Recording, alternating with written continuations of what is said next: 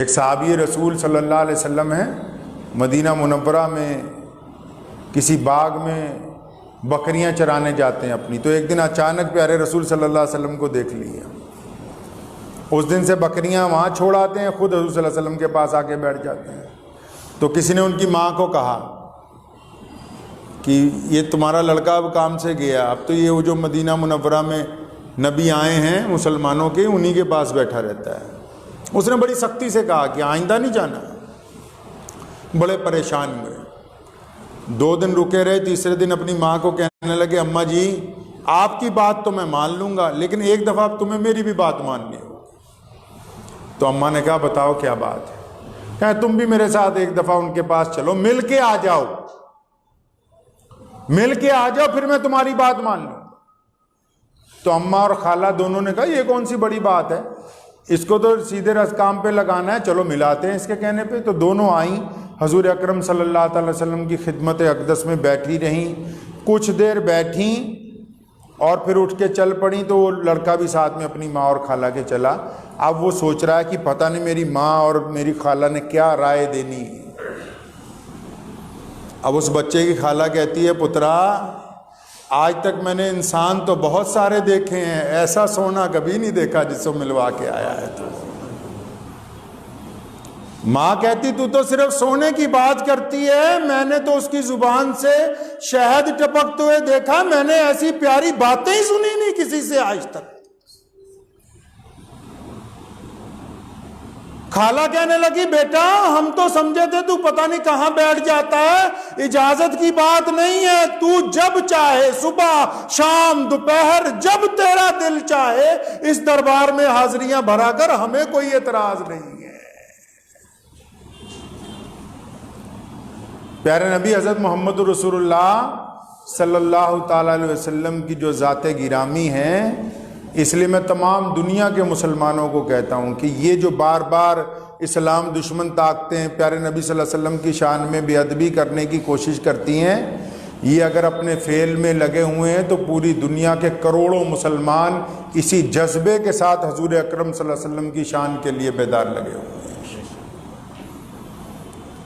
یہ جذبہ جو ہے یہ ختم نہیں ہو سکتا قیامت تک، ہمیشہ یاد رکھیں۔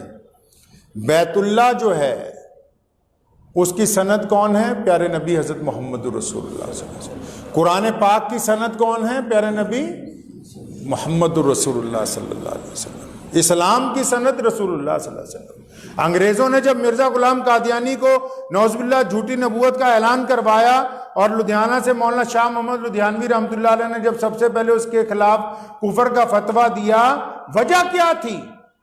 انگریزوں نے نماز کے خلاف بھی کر سکتے تھے کچھ، جہاد کے خلاف بھی کچھ کہہ سکتے تھے، مسجدوں کے خلاف کچھ کہہ سکتے تھے، قرآن کے خلاف کچھ کہہ سکتے تھے، لیکن نہیں، انگریزوں نے ریسرچ کر کے یہ پتہ لگایا کہ اسلام کی پاور کہاں سے چلتی ہے، اسلام کا وہ پاور ہاؤس ہے کون سا جہاں سے دین چل رہا ہے۔ یہ بیت اللہ کے چاروں طرف لوگ چکر کیوں لگا رہے ہیں؟ یہ 5 وقت سجدے کیوں ہوتے ہیں؟ یہ بہت سے لوگ جھوٹ بولنے سے کیوں ڈرتے ہیں؟ یہ عورتوں کو دیکھ کے ان کی نگاہیں نیچی کیوں ہوتی ہیں؟ یہ الگ الگ رنگ اور نسلوں کے لوگ ایک تھالی میں بیٹھ کے کھانا کیوں کھاتے ہیں؟ یہ پوری دنیا میں 5 وقت کی اذانیں کیوں گونجتی ہیں؟ یہ کیا وجہ ہے کہ یہ لوگ غریبوں کے ساتھ ہمیشہ کھڑے ہوئے نظر آتے ہیں؟ یہ وجہ کیا ہے کہ یہ الگ الگ مسلک ذات اور الگ الگ برادریوں سے تعلق رکھنے کے باوجود ایک جگہ اکٹھے ہو جاتے؟ تو پتہ لگا یہ تمام کے پیچھے اگر کوئی ذات ہے تو وہ صرف محمد الرسول اللہ کی ذات ہے۔ نعرہ تکبیر،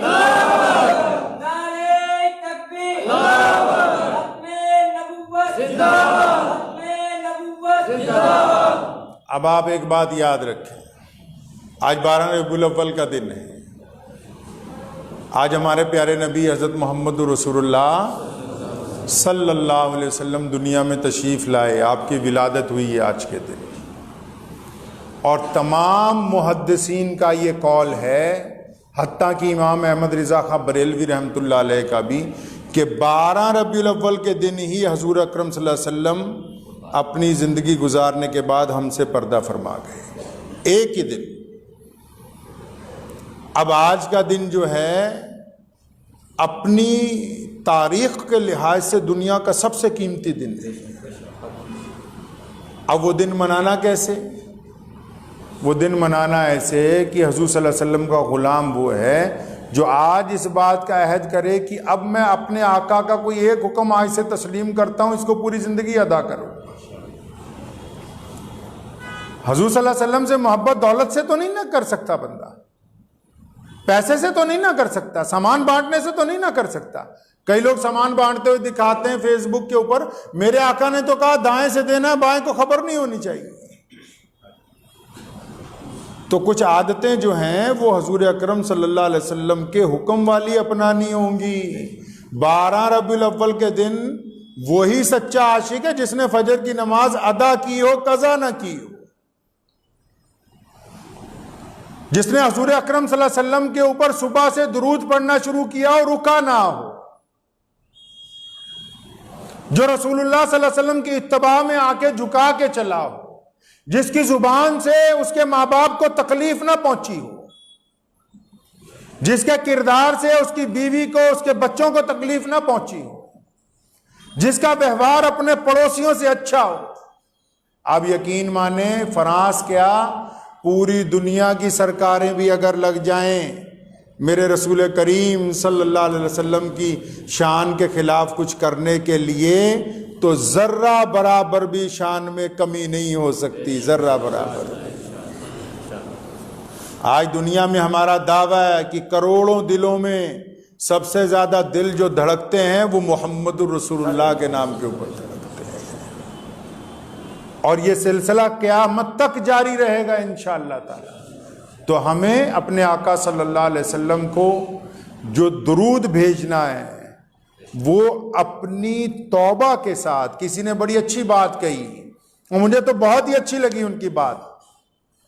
ایک اللہ والے کے پاس کوئی صاحب گئے، کہنے لگے جب میں درود شریف پڑھنا چاہتا ہوں تو کیا پڑھا کروں درود شریف؟ فرمایا درود پڑھنے سے پہلے، نماز پڑھنے سے پہلے کیا کرتے ہو؟ کہنے لگا وضو کرتا ہوں۔ فرمایا درود پڑھنے سے پہلے نا استغفار پڑھا کرو، پہلے اپنی زبان کو پاک کرو، پھر محمد رسول اللہ صلی اللہ علیہ وسلم کا نام لو۔ پہلے استغفار پڑھو، اللہ سے معافی مانگ کے زبان کو پاک کرو، پھر محمد رسول اللہ صلی اللہ علیہ وسلم کا نام لو۔ اور محمد رسول اللہ صرف مسلمانوں کے نہیں ہیں، پوری کائنات کے محسن ہیں، پوری کائنات کو آزادی رسول اللہ نے عطا فرمائی ہے، کائنات کے لوگوں کو برابری کا سبق محمد رسول اللہ نے عطا کیا ہے، حکمرانوں کو تمیز محمد رسول اللہ کے سبق سے ملی ہے، اور تمام لوگوں کو برابری کا درجہ محمد رسول اللہ صلی اللہ علیہ وسلم نے عطا کیا ہے۔ تو تبھی تو کنور مہندر سنگھ بیدی نے ایک دن کہا، ایک مشاعرے میں، کنور مہندر سنگھ بیدی بہت مشہور شاعر ہے، کہنے لگا مسلمانوں کے اجتماع میں، کہنے لگا ہو جائے عشق کسی سے کوئی چارہ تو نہیں، ہو جائے عشق کسی سے کوئی چارہ تو نہیں، صرف مسلم کا ہی محمد پہ اجارہ تو نہیں۔ تو یہ نہ سوچئے کہ محمد صلی اللہ علیہ وسلم صرف ہمارے ہیں، قرآن نے کہا کہ ہم نے ان کو پورے عالم کے لیے رحمت بنا کے بھیجا۔ تو رسول اللہ صلی اللہ علیہ وسلم سب کے ہیں، ان کی تعلیمات ہمیں سب تک پہنچانی۔ دعا کیجیے اللہ تعالیٰ مجھے بھی، آپ سب کو بھی ان باتوں پہ عمل کی توفیق عطا فرمائے۔ وآخر دعوانا الحمدللہ۔